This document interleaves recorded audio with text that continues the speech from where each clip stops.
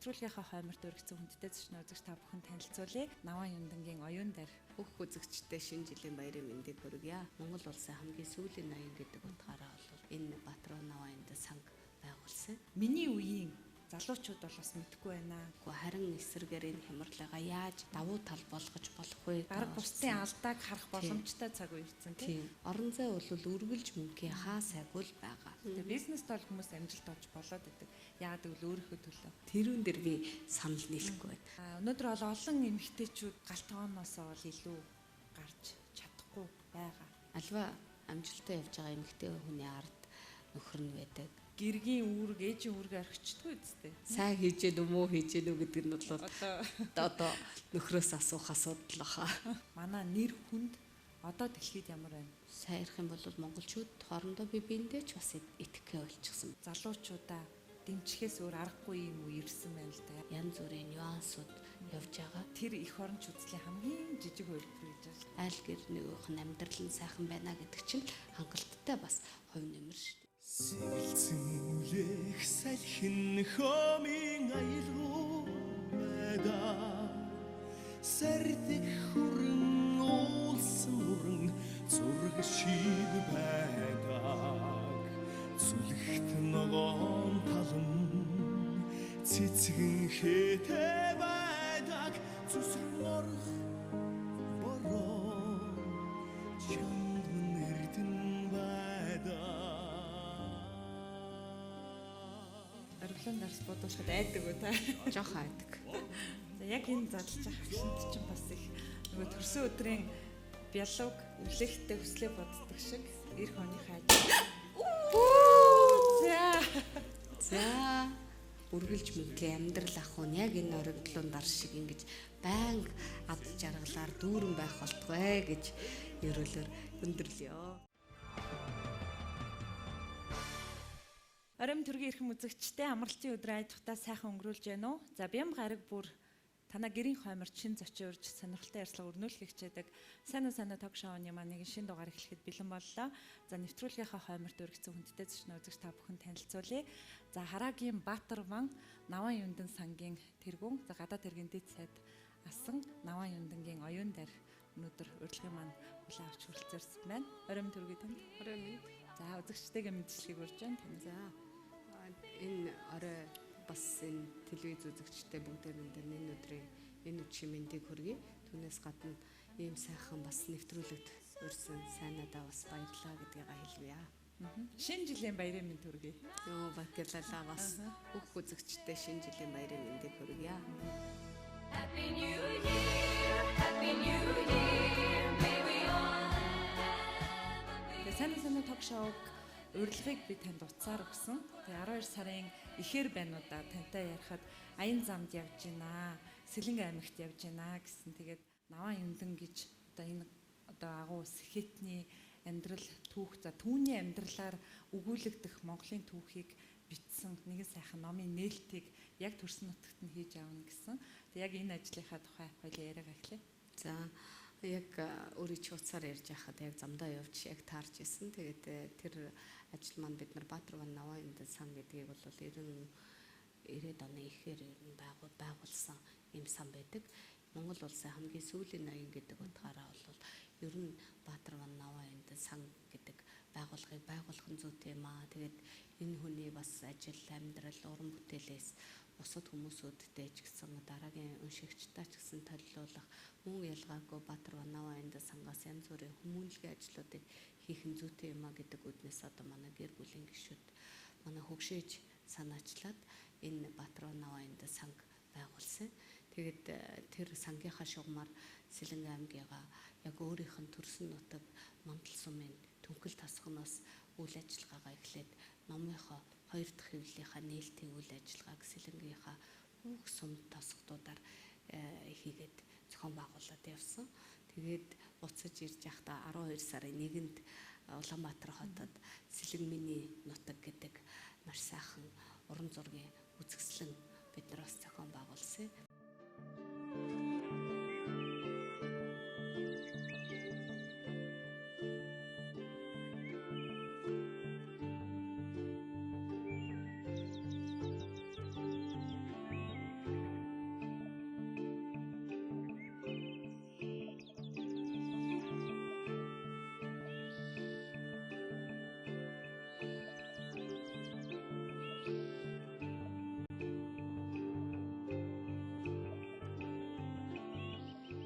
Монголын бас нэрт соён гэгэрүүлэгч Наваан Юндангийн тухай яг үннийг хэлэхэд би бол бас сайн мэддэггүй байсан мөлий.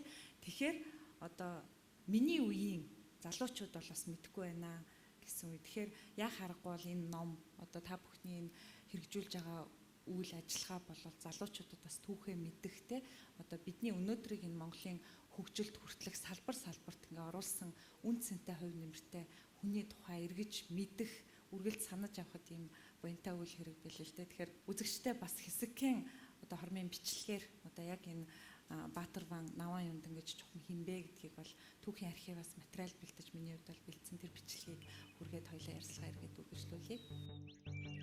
Гараагийн Баатар ван Наваан Юндан Монголын их соён гэгэрүүлэгч, нэр дэрлэнтэн орчуулагч, зохиолч Дуучин Наваан Юндан 1913 онд Баатар вангийн хошууны засаг ноён Содном дарж бий барьж Наваан Юндан түүний хэрэгмийг залан 5 насндаа Дүшэйтхэн аймгийн 21 хошууны нэгэн Хараагийн Баатар вангийн хошууны ноён болжээ. 1921 оны ардын засаг мандах хүртэл 8 жил хошуу ноёноор сууж 1923 онд ардын засгийн анхны сургуульд сурагч болон элсэж ардын зураач, төрийн соёрхолд нам хайцран, геолог минералогийн ухааны доктор Дүгэрсүр нарын хамт суралцсан соёлын гэрэл нэрт анхны гар бичмэл сэтгүүлийг эрхлэн гаргажээ. 1926 онд ардын засгийн анхны сургууль яашаал гарсан 35 сурагч дотоод яамны сайд байсан Амар, Хатан Баатар, Магсаржав, Судар бичгийн хүрээлэнгийн анхны дарга Онхтын Жам Янараар үүдүүлэн Герман, Францад суралцахаар морджээ. 1926 онд 18 наснда Монголын анхны газрын зургийг бүтээхэд гар бие оролцжээ. Хэлмэгдүүлэлтийн шуурга эхэлсэн 1929 онд ерөнхий сайд Амрын дуудлагаар эх орондон эргүүлэн татагдан 1930-аас 1932 онд ардыг гэгэрүүлэх яамд ном хэвлэл, латин үсгийн зөвлөлд үсэг хянагчаар ажиллан 1932 оноос зөвлөлт холбоот улсын Омск хотын ангаах ухааны дээд сургуульд суралцсан төгсжээ. 1938 оны 3 дугаар сарын 15-нд язгууртны хүүхэд гих үндэслэлээр шоронд хоригдсон. Нэгт залуу насны бядар шоронгийн берхийг туулж, хоёрт бага наснаас сурч мэдсэн боловсрол мэдлэг нь туслаж шоронгоос амьд гарч чаджээ. 12 жил шоронд суусны эцэст 1950 оны 3 дугаар сард суллагджээ.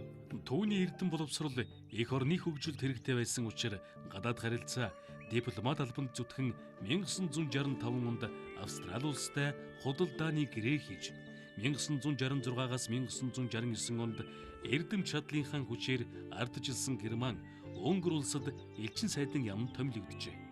Хараагийн Баатар ван Нансан учрын Наваан Юндан 1985 он хүртэл Монгол хаадын угсааны хамгийн сүүлд амьд сэрүүн үлдсэн ноён гаралтай. Монголын орчин цагийн уран зохиолыг үүсгэгчдийн нэг, боловсрол соёлын үрийг тархич, хэл шинжээч, эмч, хожимон, орос, герман, манж төвд хэлний боловсролтой сурган хүмүүжүүлэгч, төрийн алтан аргамж баригч, төрийн түшээ, түүхч, зохиолч болоод Монгол төмний саруулсан сэхэтэн ардын дунд мөнхөрсөн Юндан гөөгөө шиг сайхан ир байжээ. Таны хувьд бол би өвөг аавна гэж ойлгосон л да. Тэгээ таны хувьд өөрөө бас овгөлдгийм билээ. Наваан Юндангаагаар. Тэгэхээр мэдээч энэ нэртэй сэхэтний одоо үр дээр өсөж түүний хайр халамжинд өссөн бага насныхаа тухайд урсаач таны хувьд. Би болохоор одоо социализмын үед төрсөн. Тэгээд ээж маань дөнгөж хүүхдэд төрүүлж байдлын 45 хоногийн дараа бол ажилдаа орох ёстой байсан. Тэгээд нөгөө намайг хөгшөөж хөгшаав хоёр маань үрчлээд авцсан. Яагаад үрчлээд авах болсон түүх нь бас их сонин. Монголчууд бид нар ярьдаг энэ хүн чинь энэний сүнс, тэрний сүнс гэдээ ярьдаг. Тэгээд одоо манай хөгшөөжийн аав Монголын бас хамгийн анхны гавьяат багш нарын нэг Намсраа гэж багшийн сүнс гэж намайг бодоод тэгээд хөгшөөж хөгшаав хоёр намайг үрчлээд авсан. Ийм түүхтэй юм байлаа. Түүнээс гадна зарим хүмүүсүүд эмээ өвөг дээрээ өсдөг, зарим нь аав ээж, залуу аав ээж дээрээ өсдөг. Залуу аав ээж дээр өссөн хүүхдүүд бол харьцангуй илүү их бие даасан тийм хүүхдүүд болдог баха. Эмээ өвөө дээрээ өссөн хүүхдүүдийн хувьд одоо би өөрөөр төсөөлөхөд мэдээж аав ээжийн хайр халамж байна. Түүнээс гадна хөгшөөж хөгшаавь одоо эмээ өвөөгийн хайр халамж байна. Баха хажуугаар ерөөсөө бас юм нэг хэрсүү болчтын болоо да. Тэр үднээсээ угшаав маань бол маш их бага байхад л бид нарт янз бүрийн домог, туйлс, үлгэрүүдийг их ярьж өгдөг, уртын дуу их дуулдаг, өв соёлоо маш их дээдэлдэг, уламжлалтын ухаанаа их дээдэлдэг ийм л хүн байсан. Тэр болгон тэр өөрийнхөө үг түүхээсээ бас яриад байдгүй. Тэгээ сүүлд судлахаар бас ингээд нэг амаргүй хувь заяаг туулсан байгаа юм. 30-аад онд Монгол улсаас хамгийн анх 30 хүүхдийг баруун Европ руу сургахаар явуулсан. Тэрүүнийх нь Анхны сэхэтнүүдийг гэх мэт маш их олон сайхан сэхэтнүүдийг Монгол улс өөрөө бэлтгэж авчирч байсан. Гисэн хэдий боловч бас юм нэг тодорхой хэмжээний яг цаг үеийн нөхцөл байдлаас бол балаад хилмигдүүлсэн байгаа. Ер нь бол тэр баруун Европод сургуульд сурсан хүүхдүүдийг бүгдээр ингээд тэр нь нэг талаасаа язгуур угсаатай гэдгээрээ бас хилмигдүүлэлтэнд нэрвэгдсэн байж байгаа. Нөгөө талаасаа ер нь баруун Европод тэр дотроо Германы тагнуул гээд манай угшаавын хувьд 16 жил 6 сарын ял оноос нь энэ хилмигдүүлэлтийн үед энэ шоронд байж байхдаа өөрийнхөө нутгийн бас алдартай маш их алдартай одоо бид нарын Эренчимбайн Баяугаатай хамт шоронд сууж исэн. Тэр шоронд сууж байхдаа ч гэсэн маш их олон уран бүтээлүүдийг хамтдаа туйруулсан байдаг.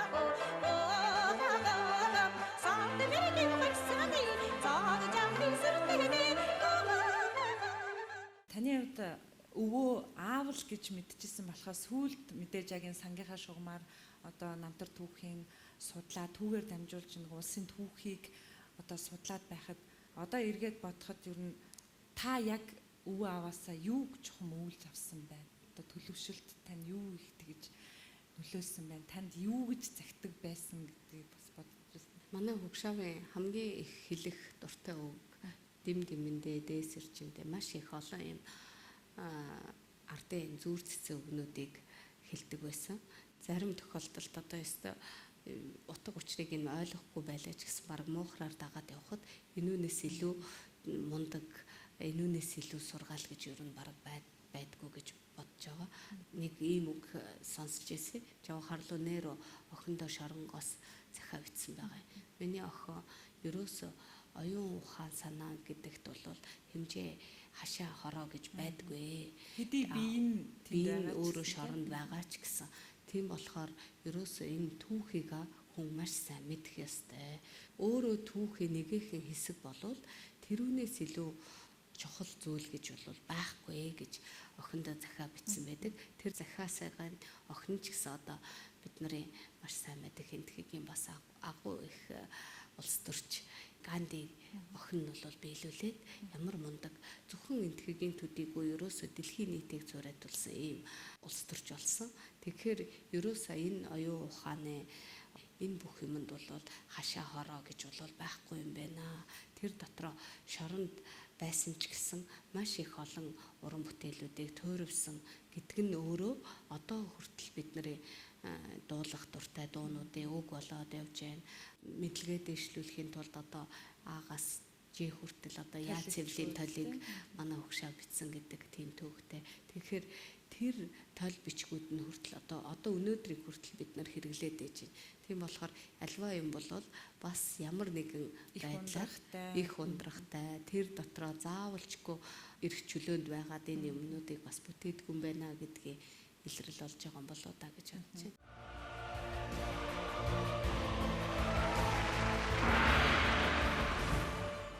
Миний хувьд бол өөрийгөө их азтай гэж боддیں۔ За зөвхөн би ч биш. Одоо яг миний үеийнхэн гэдэг юм уу? Монголын нийгмийн өөрчлөлтийн үед нь ухаан орсон байсан гэдэг ч юм уу те. Ямар ч байсан яг нийгэмд улс оронд юу болоод байна гэдгийг мэдэх насанд хүрсэн үеийн одоо залуучууд бол яг өнөөдөр бол за 30-аас дээш насны залуучууд л байна л да.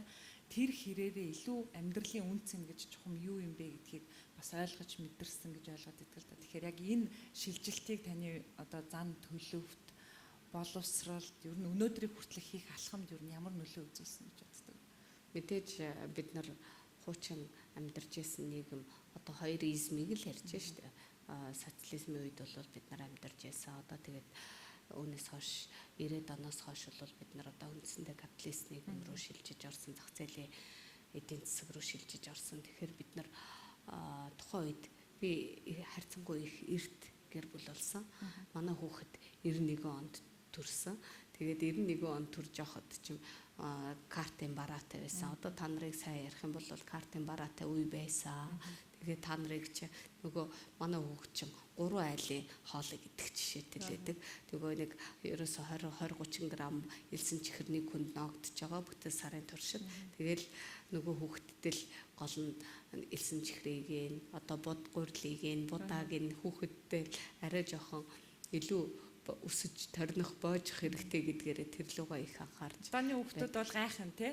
Одооны хүүхдүүд бол гэр бүлийнхээ хүний тоогоор талхны тооноос тооцогддог гэсэн гэх юм бол гайхын. Одооных шиг юм элбэг дэлбэг гэж санаа. Тэгэл талханда өглөө болгон 50 дугаар дэлгүүр рүү гүйж очиж очирлал. Тэгэл оройх нөгөө өвлийн цагаар бол талхаа балкон дээр тавьж бүгдээр ингээд хөлдөөж гаргаж идэл тийм байх жишээтэй л байдаг байсан үе. Тэр маань өөрөө бас амьдралын үнцнийг мэдрээд ах тийм зүйл. Одоо бодоход те хэлээд өгөх. Тэгээд би оюутан юм чи бас нэмэлт хижээл өгөх хэрэгтэй. Тэгээд нөхрийн манд цайлан 300хан төгрөг юу юундаа хүрдгүү ярьж хагаад за ерөөсөө би ажилласаа гарыг бас энэ айл өрхийн тэргүй юм чи илүү их сайхан амьдрах одоо хүүхдийнхаа сүүний мөнгөнд хүрэх тийм хэмжээний орлоготой болъё гэхэд ганцхан 8-нд олон залуучуудын нэг айлтай. Яг л тэр үед ерөөсөө л тийм л болж исэн 90-ад оны ихээр л болж исэн үйл явц. Тэгээд зарим би ч нөгөө нялх хүүхэдтэй зарим тохиолдолд гэртээ ч ирэхгүй Бээжингээс шууд Москва руу явж явах жишээтэй. Тэгэл тэгжээж нэг эхнийхээ капиталыг бас үүсгэсэн. Одоо бол манай гэр бүлийн хүний хариуцж байгаа үүсгэн байгуулсан компани Blue Mon Group байдаг. Тэр групп маань бол одоо бараг 900 гад ажиллах хэвээр. Тэрнээс гадна тэр 900 хүмүүсүүдийн ар гэрээг нь авч явна гэдэг чинь бас тийм амаргүй ачаа үүрээд явж байгаа. Бас жилдээ улсын төсөв татвараа бараг тэрбум төгрөгийн татвар төлжтэй. Тэгээд альва бизнес хийнэ гэдэг чинь мэдээж бас л зээлийн хөрөнгөөр хөгждөг, дэвждэг тийм л юм чи ялангуяа юм эдийн засгийн хямралын үед энэ хямралыг давах гэдэг юм уу тэр юун дээр бол манай нөхөр маш их тийм холч ухаанаар хүмүүсүүдийнхаа тоог цөөлөхгүй харин эсрэгээр энэ хямралыгаа яаж давуу тал болгож болох вэ гэдэг талаас бизнесийн маш их тийм онч хараагаар харж явж байгаа жишээтэй л байна. Одоо 90-ад онд бизнесийн анхны гараагаа эхэлж байгаа өнөөдөр эхэлж байгаа хоёрын хооронд ер нь хэр ялгаа байгаа вэ? Амар хэлбэр юм гэж хаанч байхгүй гэж би альж үед байхгүй. Жишээлбэл бизнесээ үйл ажиллагаа гараагаа эхэлж байгаа тохиолдолд харьцангуй зах зээл гэдэг юмыг хүмүүсүүд мэдэрсэн. Юуны төлөө яаж явах вэ гэдгийг ойлголт. Бараг бусдын алдааг харах боломжтой цаг үе ирсэн тийм. Нэг талаасаа нөгөө талаасаа зарим хүмүүсүүд бас ингэж ярьдаг. За энэ одоо жишээлбэл энэ зах зээл рүү орё. Тэгэхээр чи энэ чинь орон зай байхгүй байна. Энэ орон зай байхгүй. Орон зай бол үргэлж мөнгөний хаа сайгүй л байгаа. Магадгүй одоо 90-ад онд эхэлж байхад бүх юмний анхдагч байх боломжтой байсан тий. Гэтэл одоо бол анхдагч биш юм аа гэхэд дараагийн хүн болоод илүү тэр ажлыгаа илүү сайн хийх юм бол энэ их олон өрсөлдөөн дотор хамаагүй илүү сайн бүтээгдэхүүн сайн үйлчлэл гарах нь мэдээж хамгийн анх Blue Mon 99 онд анх байгуулагдаад ингээд нэг бүтцтэй болж исэн. Тэгж яхад Ц гэдэг одоо брендийг Монголд анх гаргаж исэн. Манай нөхөр надтай зөвлөж байгаа. За би харьцангуй орлого ихтэй хүмүүсүүд ороод суучдаг бар, цэнгэний газар, ресторан зөндөө олон байдаг.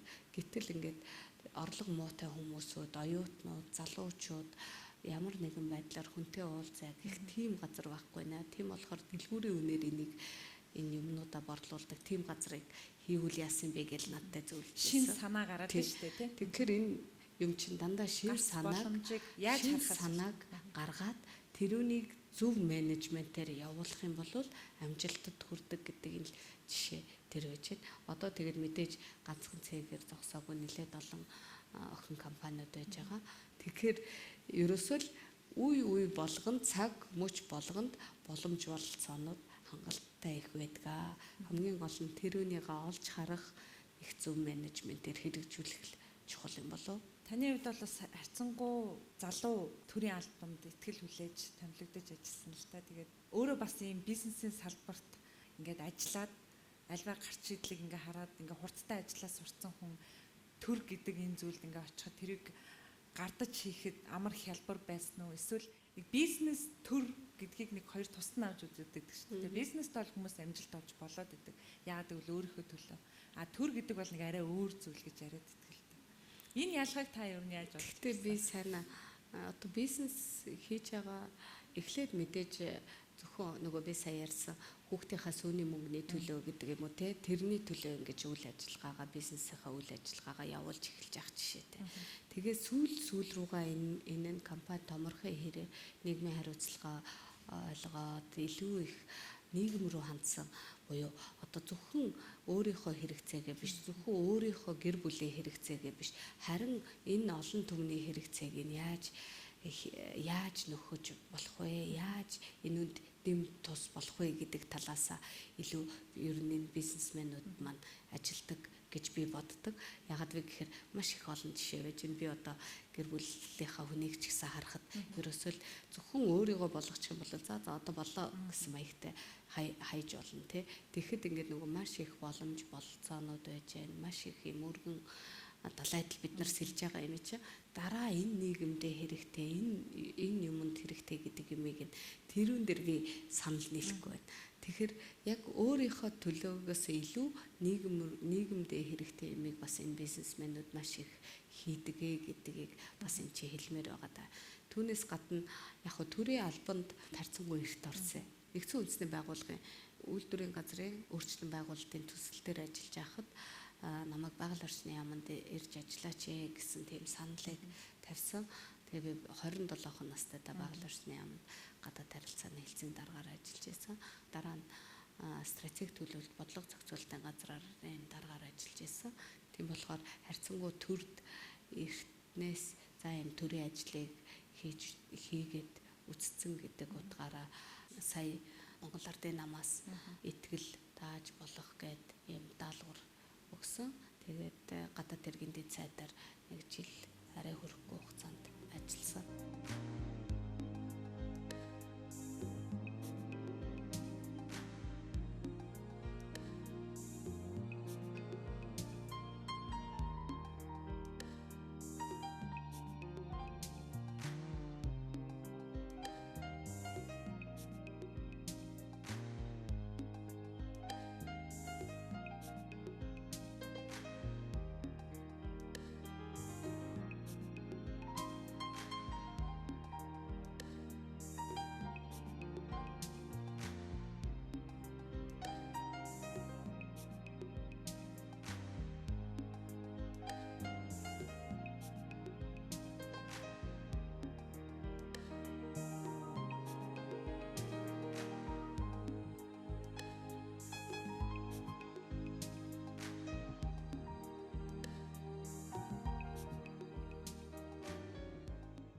Би оюун дайр гэж энэ эмэгтэйтэй одоо бараг 7-8 жилийн өмнө анх танилцчихсан л да. Одоо миний хувьд сэтгүүлчийн ажлаар бас урд хөршөөд Бүгднайрамд Хотод ард улсад бас Улаанбаатар хотын удирдлагуудын томилтыг сурвалжлагаар ажиллах үеэр тэгээ тэр үед бол мэдээж тэнд болсон хурал зөвлөгөөний үеэр одоо бүхий л хэлээр хүн болгонтой харилцаж Улаанбаатар хотын удирдлагуудыг холбох тийм гүүр болон ажиллаж байгаа эмэгтэй хил дуусны мэдлэг боловсрлоор миний хувьд бол үнэхээр бахархажсэн. Тэгээ би боловсралтай Монголоо төлөөлж дэлхийд тэр гүүр болж байгаа эмэгтэйчүүдээрээ бас үнэхээр бахархдаг л та.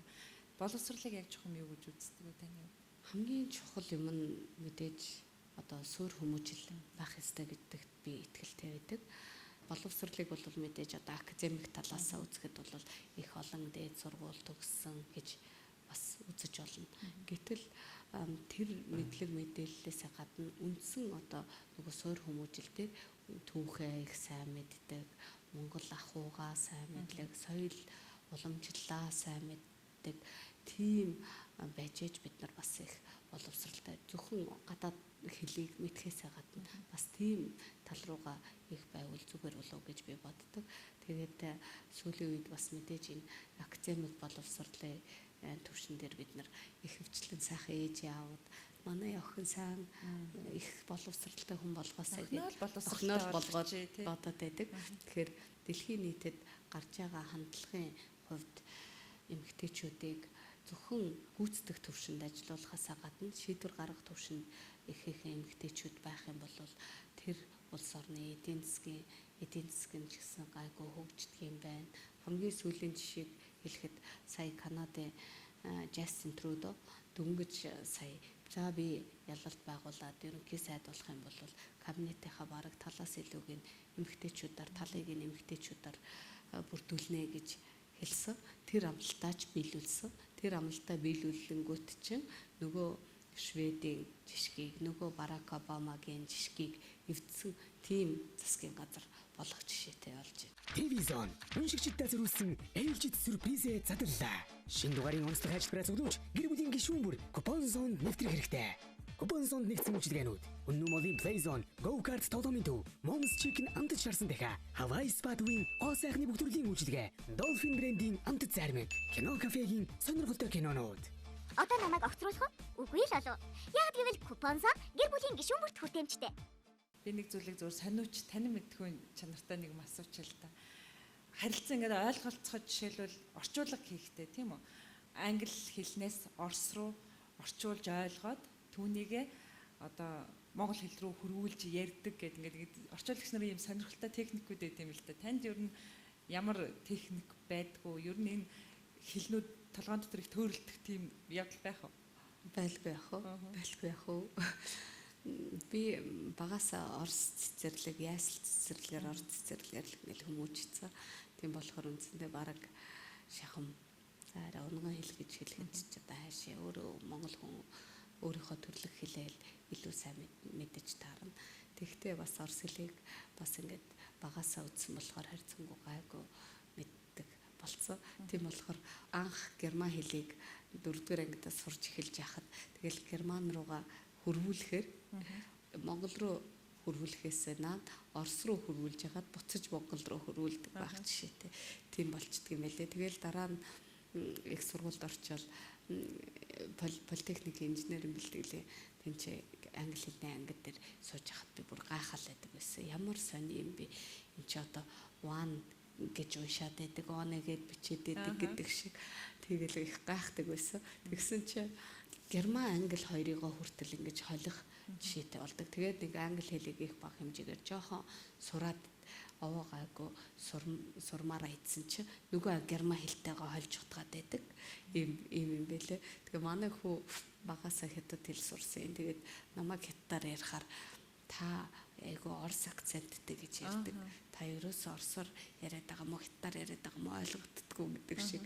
Ер нь тэгээд нөгөө үндсэн бас сурсан хэл их дэвсгэр болж өгдөө юм шиг байлаа гэж л би бодсон та. Тэгээд энэдэвтэй асуулт. Таны өөрөө чинь бас эзэмссэн мэдлэг за нөгөө талаар бас эмэгтэй хүн гэдэг давуу тал чинь таныг бол төрийн албанд одоо эрт ажиллах юм боломжийг олгосон байна л да. Тэгээд мэдээж улс төрд орох бол таны өөрөө чинь сонголт хийсэн байх. Стресс сонголтыг чинь яриагаа өөрчлөлээ. Мэдээж хүн болгон өөрийгөө би бүрэн гүйцэд бэлтгэгдсэн хүн гэж дүгнэдгүүл ах. Яг хоо их бага хэмжээгээр суралцаж явж байгаа. Тэгээд тэрүүн дээрээ л хүн өөрөө сураал боловсрол мэдлэгээ нэмэл явцдаг. Тэгээд тэр үднээсээ ингээд улс төрийн сонголтыг заавалжгүй би бас өөрийнхөө мэдсэн зүйлээ, өөрийнхөө чаддаг зүйлээ энэ улс их орондоо оруулах юмсан гэдэг үднээсээ л энэ улс төрийн сонголтыг хийсэн. Улс төрийн сонголтыг хийхдээ Монгол Ардын намыг сонгосон. Ягаад вэ гэхээр үеийн үед л Монгол Ардын нам бол их эх орончтой нам байсан. Энэ улс эх орны бүх хувь заяас ихэх босох бүх хувь заяа энэ Монгол Ардын намтай л холбоотой ийм сонголтыг би өөртөө хийсэн. Тухайн үедээ Монголын арчилсан социалист залуучдын холбоо гэдэг байгууллага байгуулагдаад тэрүүний нийслэлийн арчилсан социалист залуучдын холбоо гэдэг байгууллагыг орон тооны бус гадаад харилцаа хариуцсан нарийн бичгийн дараагаар ажиллаж исэн.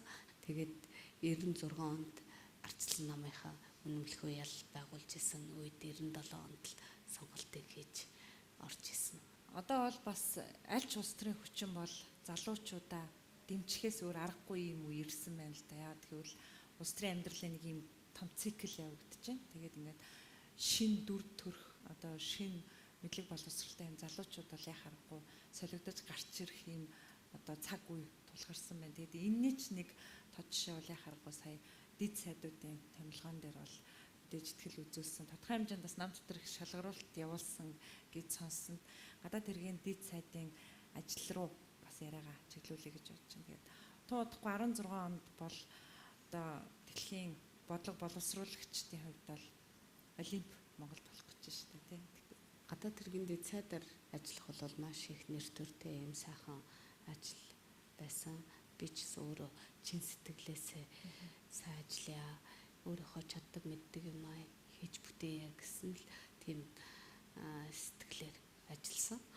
Үнэхээр ч бид нар хамтдаа ялангуяа гадаад яамд ажилладаг боловсон хүчин маань бол өөрөө маш их туршлагатай, мэдлэгтэй, үргэлж мөнхийн миний ажлыг дэмждэг одоо мэрэгжлийн арга зүйгээр, мэрэгжлийн зөвлөгөөгөөр хангаж ажиллаж исэн бас энэ хамт олондоо баярлалаа гэдгийг хэлэх нь зүйтэй.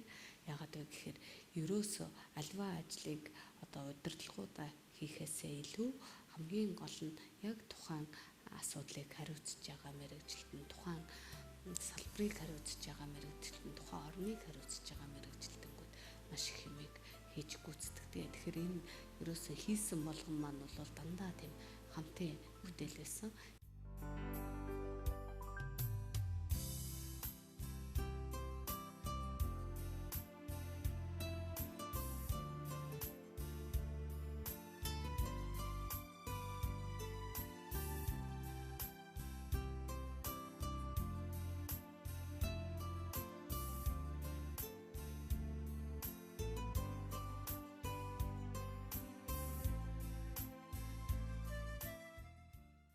Хийсэн ажлууд гэх юм бол маш их байгаа.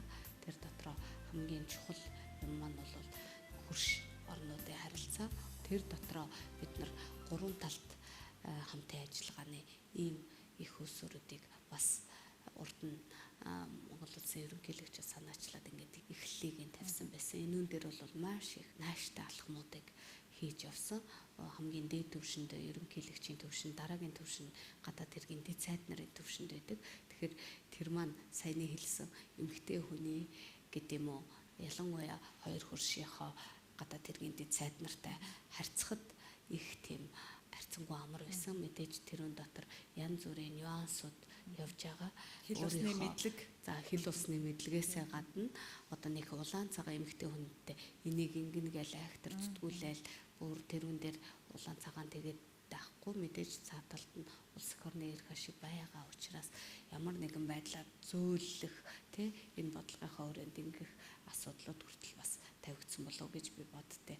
бид бол одоо дэлхийн Монголыг харж ийн монголчууд одоо дэлхийд юм гайхамшигтай явж ийн гэл ингээд дотроо амжилтаараа бахархаал гэж явдаг л та. Тэг яг үннийг хэлэхэд манай нэр хүнд одоо дэлхийд ямар байна гэдгийг Яг хөө дэлхийд Яаж Монгол мэдэрч улсын нэр хүнд ямар байна гэдэг нь харьцангуй ойлголттой. Яг хөө эдийн засгийн өсөлтөөрөө бид нар саяхан Монгол улсын эдийн засгийн өсөлтөөрөө 4-5 жилийн өмнө 17 гаруй 5% байж исэн байх жишээтэй. Өнөөдөр 3.4% байх жишээтэй. Энэ маань өөрөө ингэж буурсан үзүүлэлт. Ерөөсө хамгийн гол юм нь бол Монгол улсад итгэх итгэл тэр болгон сайн байхгүй байна гэж би хэлнэ. Яагаад вэ гэхээр бид нар сайрах юм бол монголчууд хоорондоо бие биендээ ч бас итгэхээ болчихсон байж байна. Төр нь өөрөө доктортой бодлогоор барих юм бол Монгол улсад итгэх итгэл хамаагүй нэмэгдэж таарна. Гэтэл өнөөдөр төрн тийм тогтвортой бодлого барьж чадахгүй болохоор ч тогтвортой бодлоготой байх юм бол тэгвэл бид нар энэ эдийн засгийн өнөөдөр яриад байгаа эдийн засгийн хямралаас аж гарна. Өнөөдөр одоо үүсээд иж байгаа энэ тогтолцооны том хямралуудаас гарах хамгийн чухал их усүр маань л өөрөө тогтвортой төрийн бодлоготой байх нь л чухал. Ялангуяа одоо энэ гадаад харилцааны салбарт одоо гадны томчуудтай ингээ ярилцахад орчуулагчаар дамжихаас илүүтэй шууд өөрөө нүүр тулаа та түрүү хэлсэн шүү дээ нөгөө нюансууд гэдэг шиг тэр хүний ярьж байгаа зүйлийг илүү орчуулагчаар дамжуулснаас илүү ойлгодог ч гэдэг юм уу. Таны энэ бол мэдээж одоо сайдын ажилд чинь бол их давуу тал болсон биз. Ялангуяа гэрээ хэлцээ том тийм асуудлуудад ярихад бол тийм яг хөө ер нь ялангуяа улс төрийн хэлцээнүүдийг бол Монгол хүн өөрийнхөө төрөлх хэрлэлээрээ хийх нь зүг байдаг. Ягаад вэ гэхээр яг бид нар англи хүнтэй яг англи шиг ярьж чадахгүй нь мэдээж юм чи. Яаж ч тэр хэлийг төгсөж зэвэрсэн байсан ч гэсэн яг тэр хэмжээгээр сэтгэээ тэр хэмжээгээр ярьж чадахгүй учраас альва юмнуудыг одоо зөв болгох гэдэг юм уу алдаа гаргахгүй гэдэг үүднээс тэр орчуулга хийж явах явцад нь бас боловсруулж бодох тийм цаг хугацаа байвал болон зүгээр байдаг. Тийм ч учраас одоо манай төрийн тэргүүнүүд яг өөрийнхөө төрлөх хэлээсээ илүү мэддэг гэж ер нь юу ах вэ? Альва юмыг төрлөх хэлээр л явуулсан. Ялангуяа юм том хэлцээнүүдийг бол тэгж яах хэвээр. Мэдээж одоо завсарлагын тэр хэлцээрт хүрэх явцад бол их давуу тал болдог тийм үү? Явцын дунд ч мэдээж завсрална, кофе уун, цай уун, тэр хоорондоо нээлтэн, хөхрөлдөн, найз нөхөд болно гэдэг ч юм уу тий. Тэр асуудлыгаа илүү их төлхөө тавина. Тэр хооронд нь мэдээж тэр өөрийнх нь хэлээр нь хоорондоо харилцах нь бас их чухал болдог. Би саяхан нэг ярьцлага уншсан л та. Times сэтгүүлийн сурвалжлагч Жанна Бичийн одоо Японы ерөнхий сайд Шинзо Абетэй хийсэн ярилцлагыг монгол хэлнээ хөрвүүлсэн хувилбарыг уншсан л да. Тэгсэн тэр орчуулгын эзэн та юм блэ? Өөрөө бас Монгол орныхоос гадаад харилцаа гэсэн салбарыг төлөөлж байгаа хүн. За дээрэс нь бас илүү тэр агуулга нь их үн цэнтэй бах гэж энэ ярилцлагыг сонгож орчуулсан бах. Яагаад би АБ ерөнхий сайдын орчуул тэр Times сэтгүүл дээр өгсөн ярилцлагыг орчуулж бас энэ олон түмний хүртэл болгоё гэж бодсон бэ гэхээр мэдээж хамгийн чухал үзэл бол АБ-гийн давуу тал болсон юм маань бол эх оронч үзэл байсан. Тэгээд би тэр эх оронч үзлийг одоо бид нарт бас тэр болгон бүр ингээд яг тийм хэмжээнд хүн болгоно бүр зайлшгүй хүн болгон өөрийгөө эх оронч үзэлтэй л гэж бодно. Гэлээ гэхдээ бол яг тийм төвшөнд бас хүртэл бас их орон зай байх ёстой юм байна. Тэрүүндээ өөрийгөө ч гэсэн маш сайн бэлдэх ёстой юм байна. Ерөөсөө эцэг эхээ хайрлах, аав ээжээгээ хайрлах, яг тэр сайхан хайр гэдэг маань бол эх орноо хайрлах хайр биднэрт бас улам их төлөвшүүлэх, улам их тэрүүнийгээ улам их агуу болгож энэ улс эх орныгоо, энэ газар шороогоо хамгаалах ёстой юм байна. Эх орондоо хайргүй гэж хүн уугасаа байхгүй. Тэгтээ тэгсэн ч гэсэн тэрүүнийгээ яаж хайрлах вэ? Энэ хайраа бид нар яаж гаргах вэ гэдэг тал дээр бас их бодолцмоор юм байлээ. Тэгээд АБ-гийн ярилцлаган дээр бичсэн хэлбэр нь хүртэл Times сэтгүүлийн сурвалжлагч бас урдаа барьдаг сурвалжлагчдын нэг бичсэн болохоор ер нь одоо бас энэ сэтгүүл зүйд өөрөө юм агуулга их сайтай энэ хүний мөн чанарыг энэ цаад нөгөө өргөдөж авчирч ярилцлага өгж байгаа зочныхоо мөн чанарыг маш их гаргасан. Тэр нөгөө эх оронч гэдэг үзлийг нь улам их гаргаж чадсан тийм сайхан ярилцлага болсон болохоор л би тэрийг орчуулах нь зүйтэй юм байна гэж бодоод бас энэ өдрийн сонингоор дамжуулж олон нийтэд хүртэл болгосон. Тэгэхээр тэр эх оронч гэдэг үзлийг бол бид нар бүр зайлшгүй энэ хүн болгоны уугасаа зүрх сэтгэл байдаг тэр сайхан юмыг улам их баталгаажуулж улам энэ улс эх орныхоо төлөө энэ эх орныхоо төлөө улам ихийг бүтээх ёстой юм байна. Тэгээд тэр дотроо тэр үнийг маш их сайн зөв бодлоготой нэг тийм том бодлоготойгоор хийх ёстой юм байна гэдэг үднээс энэ ярилцлагыг орчуулсан. Хүн ер нь өөрөө нийгмийн амьтан учраас нийгмийн өмнө өөрийгөө их зөв авч явах, өөрийнхөө хийж чадах, зорж байгаа зүйлээ чин сэтгэлээсээ хийвэл тэр их оронч үзлийн хамгийн жижиг хөлбөр гэж байна шүү дээ. Тийм. Хамгийн үнцэнтэй. Ерөөсөл бид нар их том юм бас яриад хэрэггүй шүү дээ. Альва хий цээжэд илтгэх биш те. би мундаг их оронч хөөн гэл яриад ахын шаардлага байхгүй. Харин эсэргээр тэрүүнийхээ үйлдэлээр үзүүлэх хэрэгтэй. Тэгээд нөгөө жижигхэн юмнаас л үүсэлтэй. Айл гэртээ сайхан амьдрнаа гэдэг чинь айл гэр нөгөөх нь амьдрал нь сайхан байна гэдэг чинь хангалттай бас хувь нэмэр шүү дээ. Ер нь бол. За энэ сайхан гэгээлэг сэдвийг хоёлаа бас үзэгчтэйгээ хамт нэг гоё сайхан дуу сонсч илүү утга төгөлдөр болгоё гэж бодож байна. Тэгээд өнөөдөр та хоёр бол бас шинэ жилийн одоо уур амьсгал хэдийнэ орсон энэ сайхан үдэш бас үзэгчдийнхаа гэрийн хойморт хоёлаа зочлсон байгаа шүү дээ. Тэгээд үзэгчтэйгээ нэг сайхан дуу сонсоод яриаг өргөжлүүлье. За гэлээ. Мэдээж сайнад бас хэлэхэд ер нь танай нэвтрүүлгийг ингээд үзээд байхад дандаа тийм сайхан гэгээлэг зүйлсүүд байдаг. Тэр дотроо одоо манай ард ийм төрийн сойрхол жанцсан нуруугаан нэвтрүүлгийг үзчихлээ. Ямар сайхан гайхамшигтай юм байна вэ? Тэгээд өшөө маш их гоё урлагийн ийм мундагчууд ирж идэг. Хамгийн сүүлд одоо өөрөө чи хийсэн нэвтрүүлэг манай Чайковскигоос шагналсан.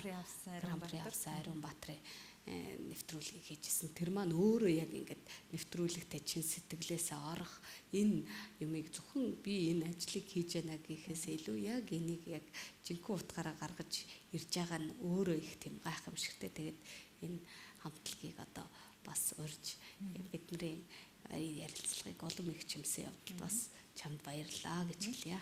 За баярлалаа. Тэгээ сайн нэвтрүүлгийн урилгаар pop opera чиглэлээр түн амжилттай яваа. Нюанс хамтлаг өнөөдөр хүрэлцээрж бас өөрсдийнхөө 2015 оны цоо шин гэх нэгэн сайхан уран бүтээлийг танд болон үзэгчд манд хүрэхээр хүрэлцээрсэн байна.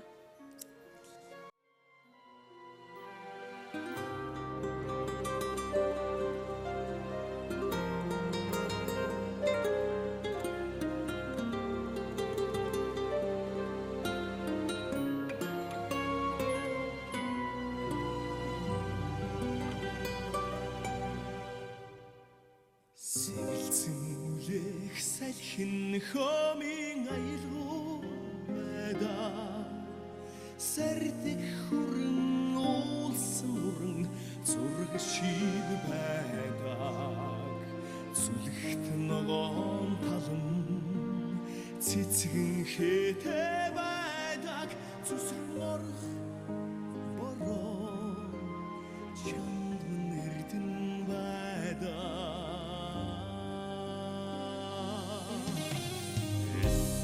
Ардун говин торх шиг зоо байдаг ичи явин сургаал ном мэд байдаг эрчлэн мурсах голууд нь хадган сэнхэр байдаг эрийн гурван наадам үзүүштэй бахтан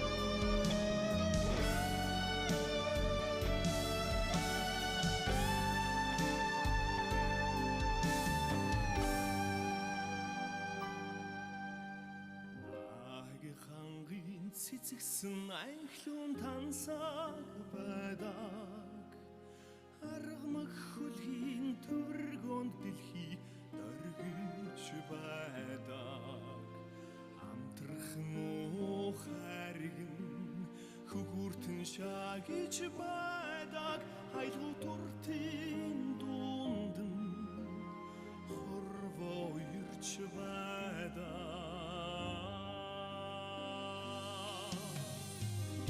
Юу эртлэн босход тэнгэрэн цэлмэг байдаг. Өтгөн ногоон ойдон хөхөө донгодож байдаг.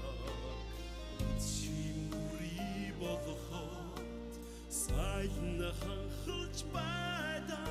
Бүгд хураан татхаа үлэгэр амилж байдаг.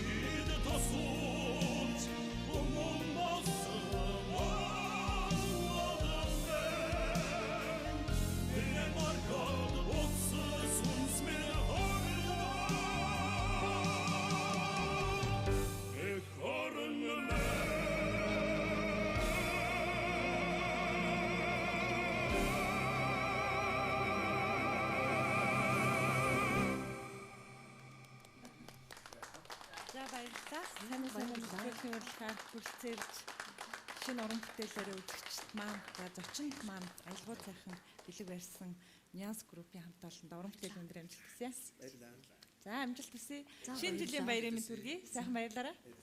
За баярлалаа. Энэ яг бидний ярьж ирсэн сэдвтэй холбоотой энэ эх орныхоо сайн сайхныг багтсан яг эх оронч үзлийг яг тэр сайхан моментэд сайн амин ийм сайхан мэдрэмжтэй байж бас эмэгтэй хүний мэдрэмжтэй зав гаргаж ийм сайхан хамтлагийг өрсөн явдал бас дахиж баярлаа гэж хэлье. Яг харахгүй энэ дууг сонсохоор нөгөө миний хувьд бол одоо эх орноо хайрлах мэдрэмжийг юунаас авдггүй гэхээр одоо нэг цаг зав гаргаад хөдөө сайхан нутгаараа одоо ажлын томилтоор ч юм уу эсвэл гэр бүлээрээ сайхан зугаалж явахтаа ч юм уу за алс хол томилтоор олон сар хоногоор ажиллачаад гэртээ эргэж ирэхээр их мэдэрдэг. Яг тэр мэдрэмжийг бол энэ дуугаар яах аргагүй авсан. Миний нүдэнд бол одоо сайхан Монголын маань сайхан тал нутаг за сэлэнгийн нөгөө гайхамшигтай мөрөн тийм ээ Сайхны хөтөл одоо бүх юм яг нүдэнд л харагдаж суулаа л да.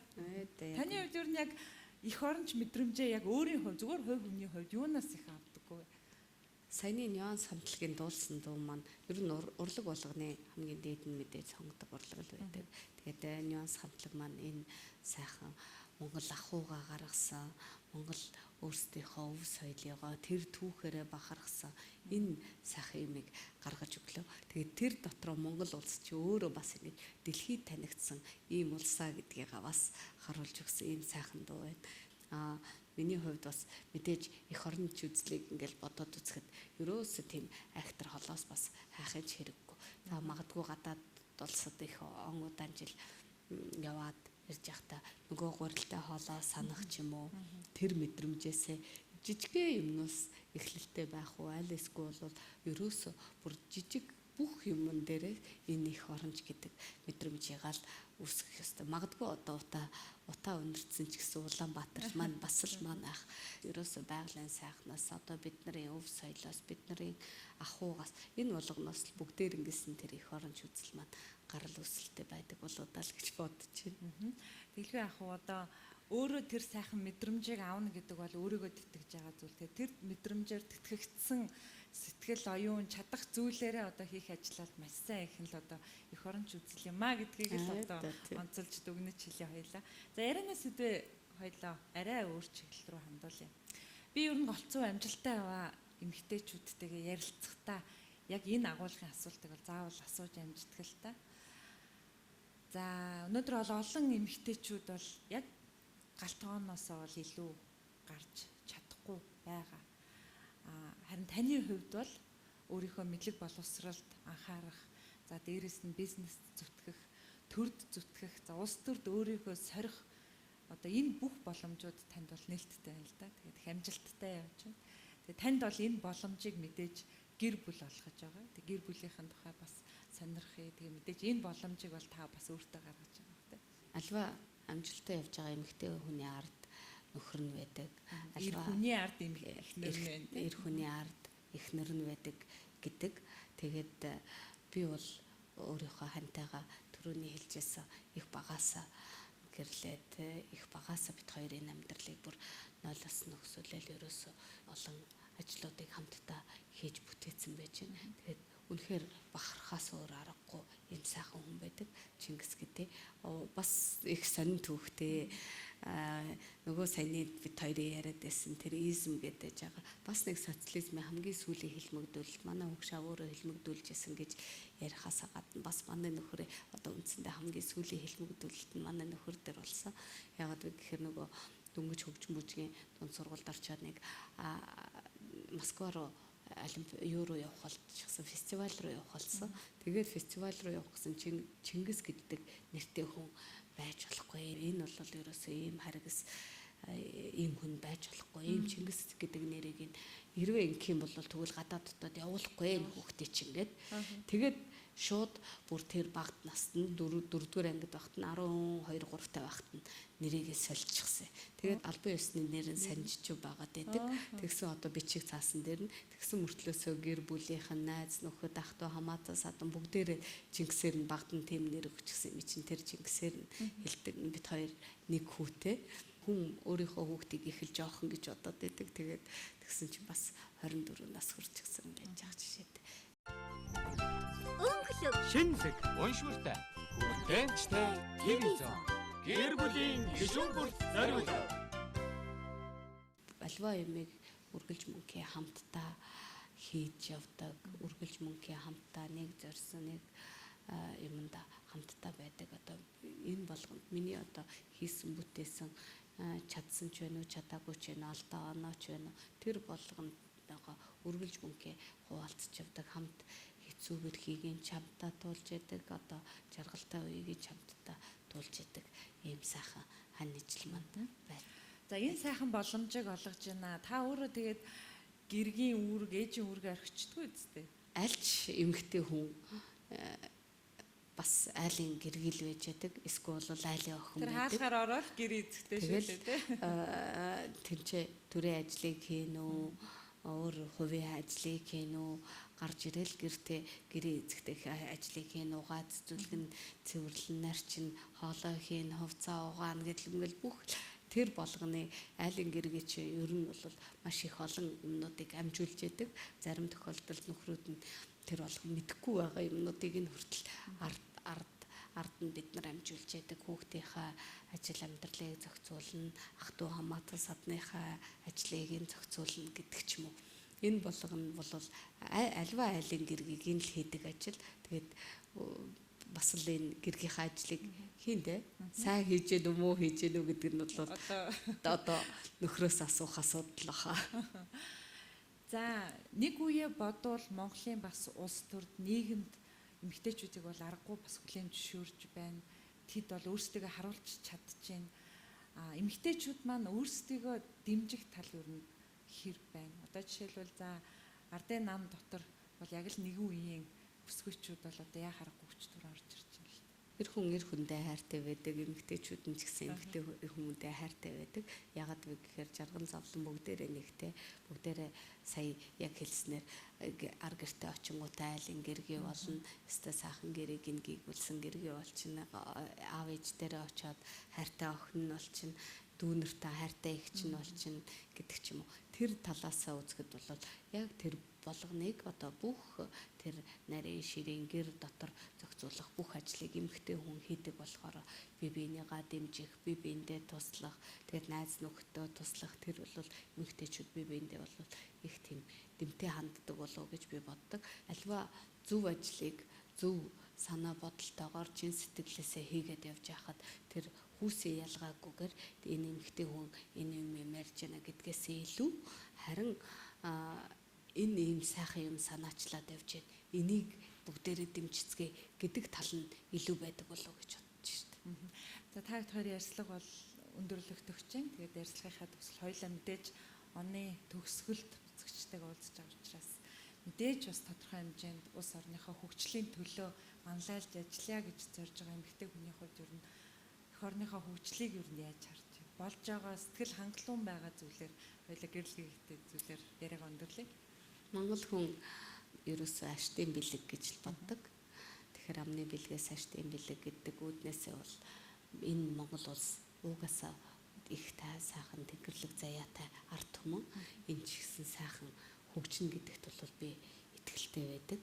Гагцгүй тэр үнийг маш сайн зөв жолоодох, зөв нэг голдролд орох хамгийн гол нь бид нар эвтэй нэгдэлтэй байх нь их чухал. Бие биендээ итгэл өгөх, бие биенийгаа дэмжих тэр асуудал их чухал байгаа. Тэгээд Монгол улс бидний өвд эз маань хизээ нэгэн цагт дэлхийг морин дэлээсээ сууж, морин дэлэн дээр байж дэлхийн талыг эзэлсэн болвол бид нар бас энэ оюун санаагаар, оюун ухаанаар дэлхийн нийтийн талыг эзлэх тийм дайны улс гүрэн болно хаа гэдэгт бол би итгэлтэй байдаг. За ерөө сайхан дэлгэрэх болтугай таныг өнөөдөр бас цаг зав гарган хүрэлцэн ирсэнд баярлалаа. Тэгээ сайн нэвтрүүлгийн маань нэрийн бэлэг байдаг. Тэгээ таны хувьд бол яг энэ хоёр зүйлээр бичиж төлөвлөх ажил бол асар их байдаг байлгүй. Тэгээ бизнесийн, төрийн, улс төрийн ингээл олон ажлууд нь өөр дэвтэр дээр тийм одоо айлын эзэгтэй. Тэгэхээр тэр бүх төлөвлөгөөний нэгэн хэсэг бас энэ үзгээр энэ дэвтэр дээр бичигдвэл та хоёрын бас яг энд бас цаг зав гарган ярилцаж суусны маань үнцэн оршин танд бас ажил амжилт хүсье. За гэлалаа. Баярлалаа. За ийм сайхан бэлэг бэлэвсэн сайнадаа баярлалаа. Энэ сайхан нэвтрүүлэгт урьж оролцуулсан бас их баярлалаа. Тэгээд альва бэлгийн дээд ном байдаг. Сая бид нарыг ярьж байсан Баатарван Наваяндан гэж энэ сайхан номыг хоёр дахь хэвлэл маань дөнгөж гарсан. Ерөөсөө энэнийг гол зориулж байгаа хүн маань бол миний хөгшөөж байсан байгаа. Тэгээд хөгшөөж маань 94 настайдаа Бурхны оронд хальсан 8 сар. Тэгээд хөгшөөжийнхаа гэгээн дурсгал зориулж энэ хоёр дахь хэвлэлийг нь хийж байгаа.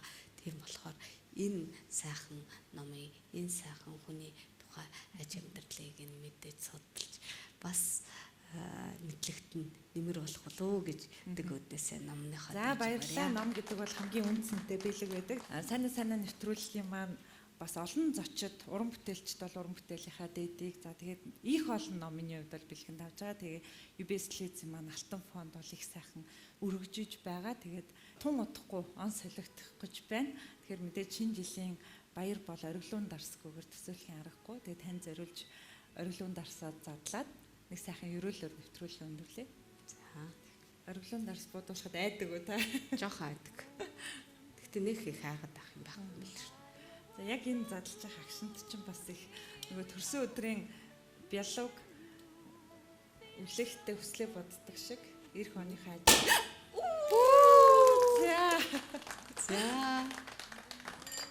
За ирж байгаа хоёр сайдын чи минь болон бусад энэ телевиз үзэж байгаа үзэгчд маань яг энэ ориглуун дарс шигэ үргэлж мөнхийн өөдрөг бэлэгтэй үргэлж мөнхийн амьдрал ахуйн яг энэ ориглуун дарс шиг ингэж байнга ад жаргалаар дүүрэн байх болтугай гэж ерөөлөөр энэ таны нэвтрүүлгийг өндөрлөё. За баярлалаа. Таны ажил үйлс амжилт хүсье.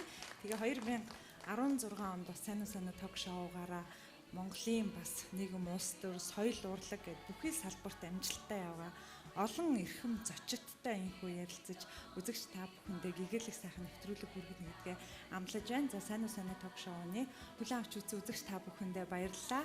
2016 оны шинэ дугаараар үзэгч та бүхэндээ эргүү уулзах болно. Баяртай үзэгчтэй. All the brave new world around.